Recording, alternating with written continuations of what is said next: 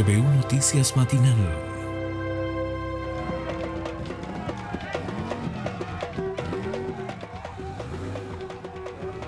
Hola, ¿qué tal? ¿Cómo están? Gracias por estar con nosotros en esta edición AM de TVU Noticias.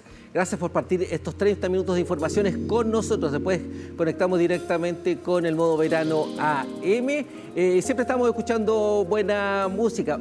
La propuesta es por qué ustedes en ese sentido también nos aportan a ver qué tipo de música, banda o agrupación podemos inyectar la mañana precisamente en la jornada, valga la redundancia, de mañana. Gracias por estar con nosotros. Vamos a comenzar de inmediato a revisar las cámaras operativas del Ministerio de Transportes para saber en qué situación se encuentran las avenidas y carreteras en diversos puntos del área metropolitana, pensando en la gente que está a punto de ingresar a clases, al trabajo. Vamos viendo cómo está el panorama. Se ve a esta hora que la situación es distinta en cuanto al tráfico. Uno pudiera pensar que a las 7:30 de la mañana están los colapsos y no. Mire, por ejemplo, lo de Avenida Paicaví con Carrera, la congestión habitual en este sentido de lo que ocurre a esta hora de la mañana. Vamos a seguir revisando cámaras operativas del Ministerio de Transportes, en este sentido a través de su televisor, de sus LED, para poder ver en qué situación se encuentran. Vamos desde esta área hacia San Pedro de la Paz.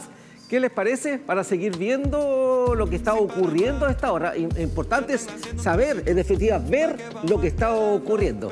Vamos con calle Carrera. Carrera ha bajado ostensiblemente el tráfico a esta hora de la mañana cuando nos vamos acercando a las 8:45 de la mañana. Claro, es distinto.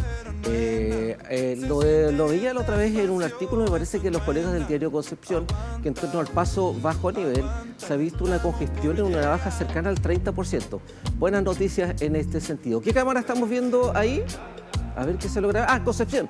Carrera con calle Prat, planito muy cerrado de lo que ocurre en este sentido en esas arterias. Vamos a San Pedro de la Paz, director, a ver si tenemos a San Pedro de la Paz alguna de las cámaras de la ruta 160, en una de las zonas saturadas. El municipio de San Pedro de la Paz había dicho que eran cuatro áreas en las que comúnmente tenían problemas. Bueno, y ahí estamos viendo San Pedro, Pedro Aguirre Cerda, súper complejo el panorama en ambas vías. Mire, esa es la cámara que vamos a pinchar ahora, esa es con la cual se ingresa hacia Candelaria, en San Pedro de la Paz. Ahí hay un centro asistencial, súper complejo el panorama. Y en la ruta que conecta hacia Candelaria también la situación bien compleja. Calma ante toda la gente. Claro, en este sentido suben los niveles de ansiedad. La gente que quiere llegar a algún punto o destino ve cómo pasan los minutos y no llega a la hora. Vamos ahora con las redes sociales. Las redes sociales a través de Transporte Informa, lo que informa Valles Biobío, también Biotren. A ver qué está pasando. Transporte Informa, información de las 8:15 de la mañana. Se registra un accidente vial entre vehículo menor y motocicleta en Avenida Octavio Jara, en Los Ángeles, en dirección a Nacimiento y a la altura de la Villa Galilea. Información bien pertinente para la gente que nos ve en la provincia de Biobío. Repetimos, 8:15 de la mañana se registra accidente vial entre vehículo menor y motocicleta, allá en la provincia de Biobío. Sigamos revisando redes sociales, las acostumbradas salidas de la Biotren. A ver si podemos hacer scroll y vamos abajo para ir complementando la información que tiene en ese sentido, al margen de lo que tiene fijado Biotren. Mire, deja bajar antes de subir al tren para mejorar la fluidez y evitar retrasos.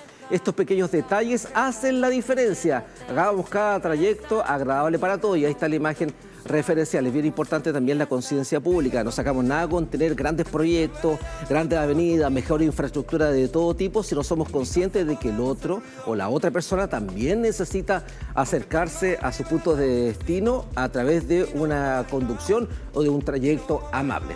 Parte de lo que estamos viendo en este sentido a través de algunas de las redes sociales y también de las cámaras operativas del Ministerio de Transporte a nivel local. Vamos con la situación bien compleja que se vio en la comuna de Talcahuano, y va a ser materia también de análisis luego en el modo verano AM, y tiene que ver con los riesgos que se dan en los barrios cercanos a cerros y más aún cuando esta situación se propaga o se transforma en incendios forestales. Y en el medio también hay centros asistenciales. Nos referimos al incendio ocurrido en el Cerro La U, en la comuna de Talcahuano. Oh, mira, está grande la llama. 8 de la noche del pasado domingo, una resplandecencia se divisaba en el Cerro La U de Talcahuano, a tan solo metros del Hospital Higueras y la Villa Presidente Ríos. Un incendio, las llamas no tardaron en aparecer y la preocupación de vecinos se hizo presente. Se empiezan a ver como iluminaciones detrás de estos árboles que están aquí detrás del cerro y ahí empezaron como a salir humo. Veíamos solo llamas y humo al otro lado del cerro. Y como había una brisa muy fuerte de viento, el temor empezó a generar que nuestra preocupación fuera mayor. Estamos todos preocupados porque ya tuvimos un incendio en el 2014, se cayeron muchos árboles, se quemó todo el cerro. Problema que no es nuevo en el Cerro La U. La alerta de la comunidad se ha vuelto constante, esperando mayor seguridad ante episodios como este. Más preocupación por cortar el pasto atrás que da a nuestras casas, porque a veces crece demasiado el pasto y a nosotros nos preocupa eso en el verano.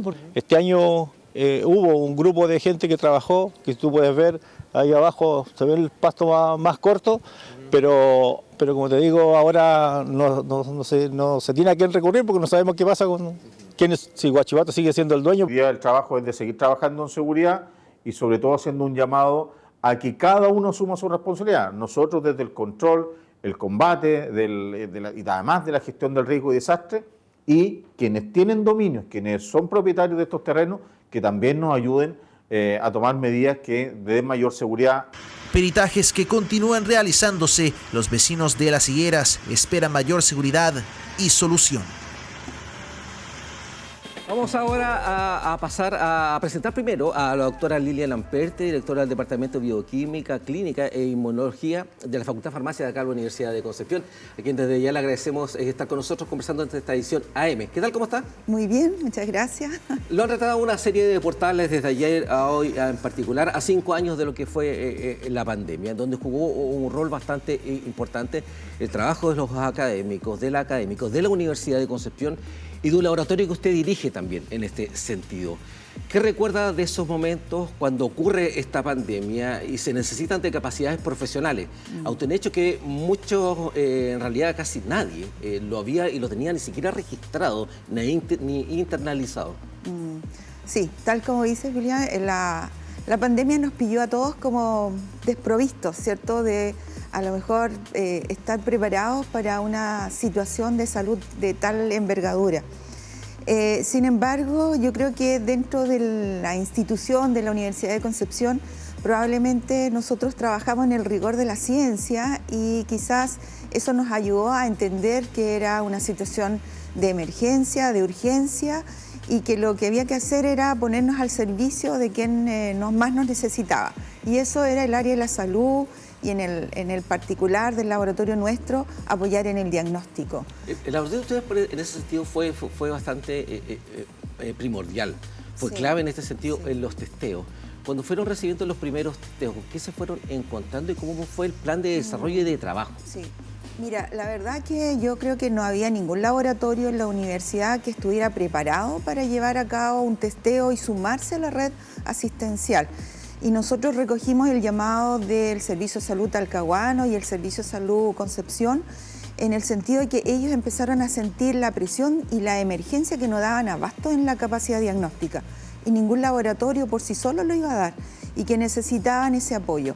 Entonces nosotros teníamos a nuestro haber un laboratorio que se generó y se formó antes en el diagnóstico molecular.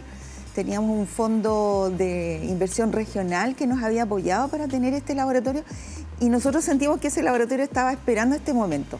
Tuvimos que hacer readecuaciones y empezar a trabajar y eso lo hicimos en marzo, en menos de 2 semanas teníamos levantado el laboratorio. Y si tú me preguntas con qué nos encontramos, la verdad que nosotros, a diferencia de pensar que íbamos a apoyar a la región, lo primero que empezó el Ministerio de Salud a pedirnos que recibiéramos muestras de Santiago, porque Santiago estaba colapsado. Y te digo que nuestra sorpresa fue recibir muestras que venían, ¿cierto?, dentro de grandes coolers, y nuestro primer procesamiento procesamos 100 muestras y 80 eran positivas. Y eso fue para nosotros impresionante. Ahí dijimos, esto está gravísimo. ¿Se contabiliza qué cantidad de muestreos al final se desarrollaron entre toda la pandemia? ¿Existe ese dato por parte del laboratorio? De nuestro laboratorio, sí, nosotros llegamos a un procesamiento de promedio entre 800 a 1000 muestras diarias. Y por lo tanto alcanzamos dentro de un año un procesamiento, no sé, de casi 1000, no sé, 1000 diarias y a ver, no te puedo decir la cifra exacta, pero fue una cantidad importante de muestras que procesamos diariamente, porque teníamos a veces pic y a veces bajábamos. ¿Qué cambio de paradigma se produjo a la hora de la investigación y el análisis precisamente también de los testeos? Mira, que había antes como prediseñado, sí, y que después obligó a readecuarlo. Sí. Yo creo que había algo que no estaba concebido, que era utilizar la herramienta del diagnóstico molecular. Hoy día se habla del PCR y todos entienden lo que es PCR, pero previo a la pandemia se pensaba que era una técnica que todavía no se podía incorporar en la rutina diaria, que era una técnica que estaba muy exclusiva para ciertos requerimientos de diagnóstico molecular, pero no en la rutina diaria. Y yo creo que el cambio de paradigma hoy es que a la implementación de muchos laboratorios que se incorporaron, o áreas, ¿cierto?, de diagnóstico molecular que se incorporaron en los laboratorios clínicos de los centros asistenciales, hoy día hablar de diagnóstico molecular es algo rutinario. Y se sumó a la práctica de los exámenes que se hacen en un laboratorio clínico. Por lo tanto, yo te diría que al día de hoy, si nos enfrentáramos nuevamente a una pandemia de tipo, ¿cierto?, infecciosa, de un virus como fue COVID-19, estaríamos mucho mejor preparados. Y en materia investigativa, esto también es un desafío para los investigadores, sí, relacionados con el área también en la cual trabaja usted, en salud, en medicina. También hay en este sentido, también hay un cambio también en este sentido. ¿Cuántos de estos resultados los vamos a ver de manera ya lo hemos visto, de manera favorable, aplicado en temas prácticos en la salud, en un tema muy básico? El uso de las mascarillas ya está como internalizado, sí, cada vez que la gente está resfriada o tiene algún tipo de gripe. En materia investigativa, ¿hacia dónde vamos a encontrar en este sentido los análisis, rescatando esta pandemia que lamentablemente dejó personas fallecidas también? Yo creo que hay dos grandes como líneas de trabajo. Uno va a ser el desarrollo, ¿cierto?, y seguimiento de las cepas que sigan apareciendo, porque COVID no se ha ido, está presente y seguimos teniendo infecciones diariamente, pero hay un testeo y un seguimiento, ¿cierto?, a la cepa que siga siendo la predominante. ¿Y por qué es importante lo de establecer cuál es la cepa? Porque las vacunas que nosotros necesitamos tienen que ser vacunas adecuadas a la cepa más prevalente o presente en las regiones. O sea, si esta cepa está distribuida a nivel mundial, ahí va a estar el foco para generar las vacunas. Si es predominante en ciertas áreas o continentes, a lo mejor van a ser vacunas distintas. Entonces, en ese sentido está el desarrollo de las vacunas contra estos virus emergentes. La otra línea de trabajo, que es también muy importante, son las secuelas que dejó COVID y cómo eso impacta en la salud pública. Entonces, hay una línea de trabajo en que se está viendo cómo, ¿cierto?, el COVID generó un impacto negativo en la salud de las personas y qué vamos a tener que hacer como política de trabajo ante procesos crónicos que se están presentando en forma mucho más temprana que lo que era previo al COVID. Los primeros casos que les tocaron analizar a ustedes en particular, hablaban de personas mayores con padecimiento, con enfermedades predecedoras, claro, niños, niñas. ¿Se recuerda de esos primeros análisis? La verdad que nosotros rápidamente con los proyectos de investigación que ANIT financió para poder trabajar en COVID, inmediatamente se vio que había mayor susceptibilidad, ¿cierto?, a tener cuadros más complejos en aquellas personas que sufrían o padecían de diabetes, de hipertensión o de alguna enfermedad crónica. Ellos tuvieron lamentablemente cuadros que eran considerados más graves y que necesitaron incluso intubación. Pero no por ello una persona que a lo mejor tuvo una enfermedad leve, moderada, ¿cierto?, no por ello podría no haber sido afectado, como te digo, de una posible secuela a largo plazo. Porque el COVID fue complejo como virus, porque no solo se fue a los pulmones, sino que se fue a cualquier órgano que encontraba, ¿cierto?, a lo mejor más débil, y lamentablemente la infección generó esa huella que le llamamos o secuela. Usted lo mencionaba tangencialmente, todavía tenemos casos en este sentido de COVID. Comparativamente hablando, a lo que veíamos años atrás, ¿en qué situación nos encontramos, al menos de lo que le toca a usted desde su perspectiva, desde el laboratorio? Sí, bueno, desde la perspectiva hoy día llega, o tenemos, ¿cierto?, según las cifras de MinSal, tenemos aproximadamente 45 a 50 casos promedio diario en Chile. Entonces, si lo distribuimos, podríamos decir que es una casuística baja, pero no menos importante, porque si este COVID, de nuevo, ¿cierto?, esta infección le toca a una persona mayor con factores de riesgo, lamentablemente va a dejar un impacto negativo. Entonces, a pesar de que ya se considera que es como los resfríos, como la influenza, tenemos un cuadro de COVID y uno dice, bueno, pero no va a ser problemático, la verdad que no se sabe, según la susceptibilidad que tenga la persona, cuál pudiera ser ese impacto.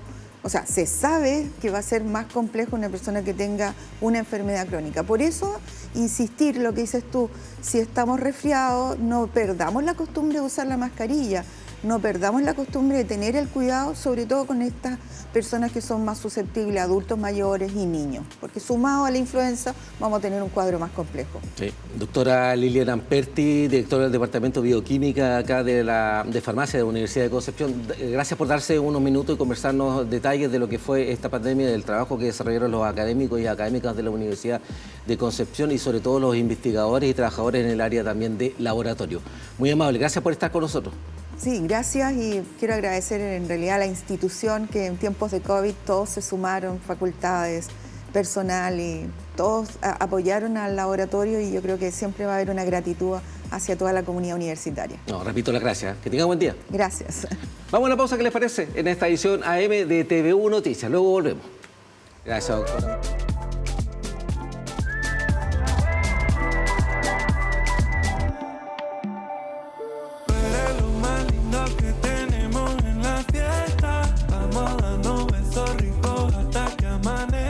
Después de casi 4 años de arduo trabajo, desde que se inició el proceso participativo, contamos con una propuesta de reforma de estatutos de la Universidad de Concepción. Propuesta elaborada por la Comisión para la Reforma de los Estatutos, compuesta por 4 representantes del directorio y 4 del Consejo Académico, y que fue aprobada por ambos cuerpos colegiados superiores de la universidad. Agradecemos a esta comisión haber logrado plasmar y ponderar los elementos centrales de la etapa de participación de la comunidad universitaria, incorporando la experiencia y aporte de los procesos previos de reforma de los años 1997 y 2007, la experiencia universitaria reciente, la necesidad de una adecuación a la legislación vigente y que se encuentra comprometido en la resolución de acreditación institucional del 2024. En especial, agradecemos el esfuerzo realizado por quienes integraron esta comisión para alcanzar consensos en la absoluta mayoría de sus artículos para reflejar la voluntad de quienes integramos la comunidad Universidad de Concepción. La propuesta permitirá actualizar y modernizar la institución adaptándose a los cambios normativos que han ocurrido en el sistema de educación superior durante los más de 35 años de vigencia de los actuales estatutos, lo que ha desembocado en un texto que entre las reformas establece Ampliación de las personas selectoras con voto ponderado para los procesos de elección de cargos unipersonales, rector, rectora, decano, decana, director, directora de departamento. Consagración expresa en el nivel estatutario que establecen mejoras en la separación de los roles en la gobernanza para favorecer de mejor manera el adecuado control y oposición de funciones, reforzando las atribuciones del directorio respecto del cuidado del patrimonio. Creación de una comisión de ética de la Asamblea de Socios y Socias. Contraloría con carácter autónomo, haciéndose eco de la necesidad de garantizar la probidad y transparencia. Se incorpora un órgano triestamental consultivo que puede canalizar las inquietudes de la comunidad y aportar desde su diversidad al desarrollo institucional. Limitación a la reelección de autoridades, de manera de garantizar la renovación de los liderazgos internos, fortaleciendo la democracia universitaria. Separación de las actuales funciones de la vicerrectoría en una prorrectoría y en una vicerrectoría de formación, e incorporación también a nivel estatutario de las vicerrectorías de Investigación y Desarrollo y de Relaciones Institucionales y Vinculación con el Medio. Ampliación del derecho a voto en el Consejo Académico a todos sus integrantes permanentes, incluyendo voto de representantes estudiantiles por cada campus y a las direcciones de escuelas de la universidad. Reconocimiento a los campus y a la necesidad de garantizar el desarrollo armónico de ellos. La consagración a nivel estatutario de la importancia del desarrollo del personal universitario, académico y no académico.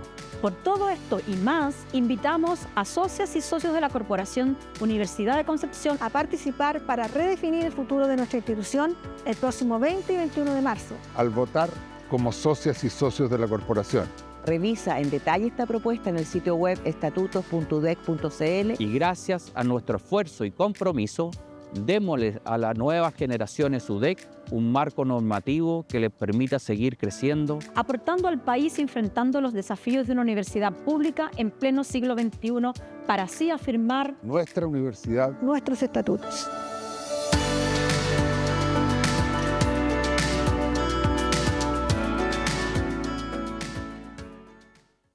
Librería Giorgio, aprovecha ahora. Cotiza y compra tus útiles escolares y detergente Atlantic en todas sus presentaciones. En libreriagiorgio.cl. Visítanos y sorpréndete con nuestra gran variedad de productos, con amplio estacionamiento y despacho a todo Chile. Todos nuestros productos son certificados por normas nacionales e internacionales. No te conformes con menos. Librería Giorgio, más barato, imposible.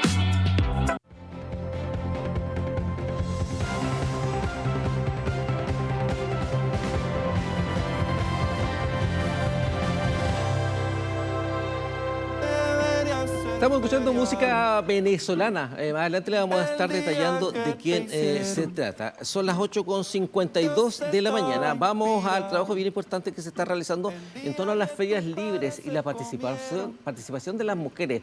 En particular se celebra el mes y el Día de la Mujer Feriante. Fue ayer. Ahí estamos revisando imágenes. Digamos que la Confederación Gremial Nacional de la Organización de Ferias Libres, ferias también persas y afines, como por ejemplo la SOF, realizó la celebración del Día de la Mujer Feriante. Estuvo el Ministerio de Agricultura llamando también a replicar a partir de este tipo de instancias los bancos de alimentos, a consumir frutas y verduras en el Día de la Mujer Feriante. Esto a raíz de indicadores de la Organización para la Cooperación y el Desarrollo Económico, las OCDE, que siempre son como una vara para medir una serie de situaciones, impactos económicos, la situación en la cual nos encontramos como país, a referencia del continente, que dicen que nuestro país tiene una mala alimentación y tenemos también altos índices de obesidad y de obesidad infantil. Somos el peor país en la reutilización de desperdicios. Además, mira el dato importante que se entrega en el marco de la mujer feriante. Vamos a escuchar las palabras del ministro de Agricultura, quien detalla precisamente los planes en los cuales se encuentra el Minagri.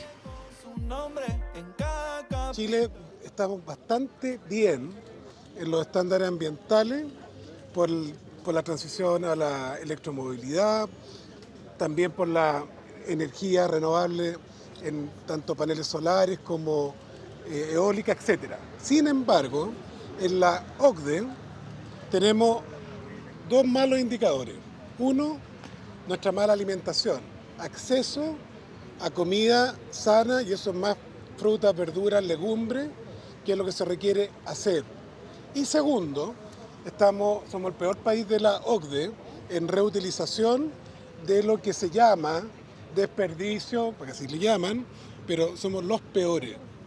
Europa está en promedio con un 40% de reutilización de las sobras vegetales. En Chile es 1%. 1%. Y para que también sepamos, los jóvenes, el cambio climático, 70% es por culpa del dióxido de carbono, pero el 30% es metano. Y cuando los desechos vegetales se van a la basura, generan en los vertederos y rellenos sanitarios bombas de metano. Datos bastante decidores que entrega el ministro de Agricultura. Hay que ir avanzando bastante en conciencia, en recuperación, en utilización también de nuestros productos agrícolas. Vamos a ir terminando esta edición a MTV Noticias, pero sin antes hablar obviamente del REC, que bate todo tipo de públicos, 360.000 personas en las 2 jornadas. Todo lo resume nuestro compañero Matías Schneider.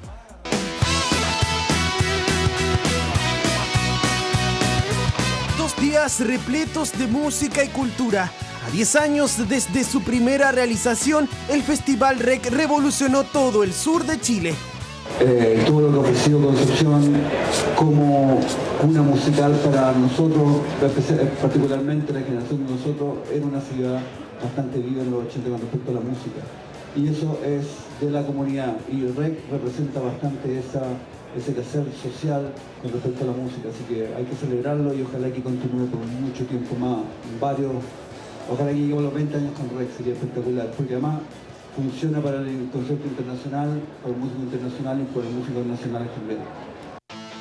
Más de 360.000 personas vibraron, saltaron y cantaron al ritmo de la música en 4 escenarios distintos, todo esto de forma gratuita.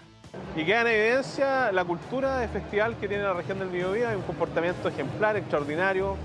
En un momento alguien se lesionó, el público completo direccionaba para allá. Entonces, muy contentos, muy agradecidos.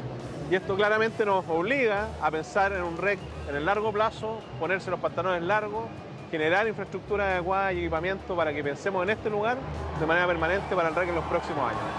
Para esta 10ª versión del festival, finalmente la variante climatología se alineó con la celebración de los 10 años. Un evento que dejó postales como esta. El atardecer y el río Biobío de fondo marcaban el cierre de un festival musical que nuevamente rompió récords. Yo creo que este festival es sinónimo de algo que Conce tiene hace muchos años, hace siglos, donde acá hay tradiciones culturales que se perciben en su campo, en su mar, en sus pueblos, en sus rincones donde hay una cultura que tiene que ver con la tierra, con el agua, y por eso cuando yo aterrizo siempre en Conce miro el mar, miro el Biobío y siento que la gente de acá tiene ese acentito que también los hace tan particulares. Casi en paralelo a todo esto, TVU transmitía desde la población Aurora de Chile desde las 20 horas del sábado, backstage de una programación que se construía desde las comunidades.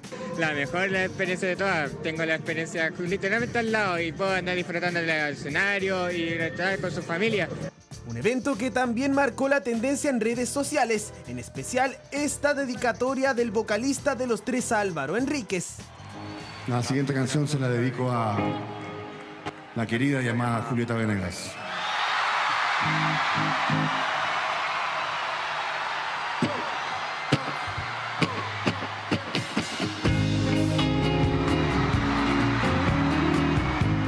Yo le quería preguntar a Álvaro en particular por algo muy emotivo que dijo durante el show cuando le dedicó la canción a la querida llamada Julieta Venegas. Aún la amo, la quiero. ¿Sí? Sí. ¿Qué quería saber? No.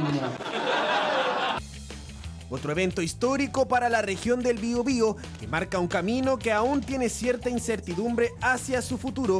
¿Quién estará a cargo de la producción del REC y cómo se realizarán las próximas ediciones? Todo eso será parte de lo que viene.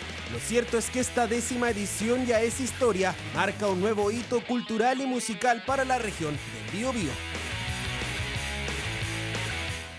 Postales obviamente que ya quedan marcadas en nuestro inconsciente y consciente colectivo en el marco del REC. Gracias por estar con nosotros. Para profundizar en esta y otras temáticas pueden digitalizar www.tvu.cl, digitar en realidad, y también escanear ese código QR que aparece en la zona baja de su pantalla. Gracias por estar con nosotros. Dejamos todo en manos ahora del modo verano AM. Chao, que estén bien.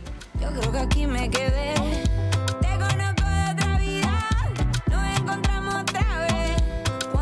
Miro a los ojos, se me eriza la piel. ¿Qué me pasa? ¿Qué me pasa? El piso se mueve, no